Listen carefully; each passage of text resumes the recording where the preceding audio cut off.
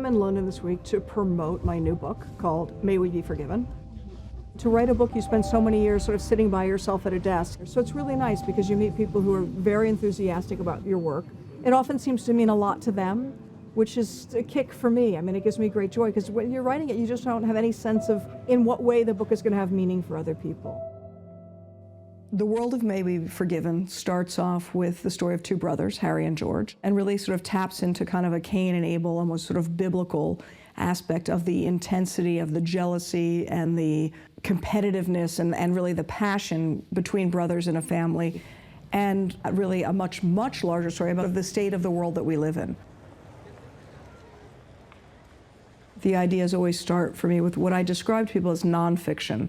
So in that sense of thinking about brothers in a very kind of almost psychological way and thinking about those relationships and how within a family there can be, enormous kinds of tension. So there's that aspect, which is very much an intellectual and a mental aspect. And then as I begin to sort of think about, okay, so these are the ideas I'm interested in, then it becomes who are the people? And then I think where it really, for lack of a better word, becomes animated for me is when I actually put them in a place. I can't probably write anything until I can see it. So I take lots of notes and there's lots of sort of concepts, but the actual telling of the story is a very sort of visual or cinematic kind of thing in my own head.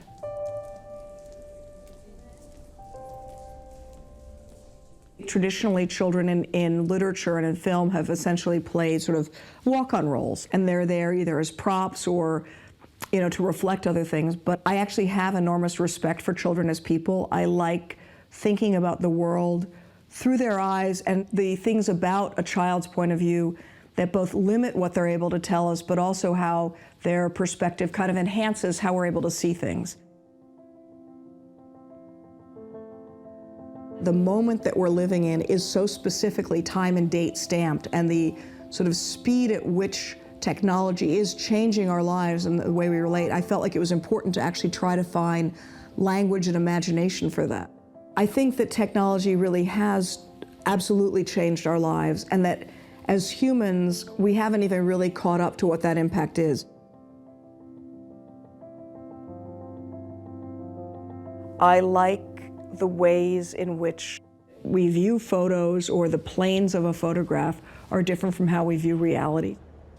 I do think very visually, so I collect photographs, I'm looking at things all the time. What I'm looking for are family photographs and old postcards that people have sent. So I collect them, and then very often when I'm trying to work with young writers and it's very hard to get them to just sort of use their imaginations, I'll give them photographs and we'll talk about who's in the photograph, how would you write about it? I truly am a fiction writer. I work from my imagination. I spend a lot of time thinking about other people's experiences. I'm one of those people who will look at people wherever I'm going or on public transportation, but I try literally from looking at their bodies, looking at their clothing, looking at what they're doing, to think about who they are and importantly how they see themselves. Because one of the things that I learned a long time ago as a writer is how I see somebody is one thing, but that's all coming through my experience. But I also really try to think about, like Harry and George, how do they see each other? How do they see their family?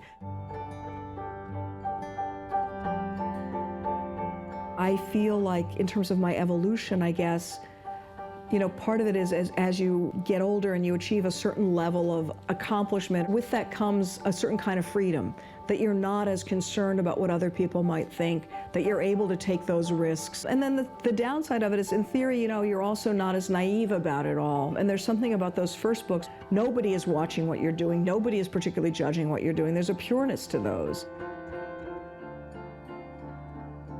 This new book, May We Be Forgiven, feels actually as clean and pure to me as Jack. And I think you see that also in the children in that book and in both of those stories. And I feel really good about that, and it feels very much, a coherent narrative between all of the work. It is all a continuation and an evolution.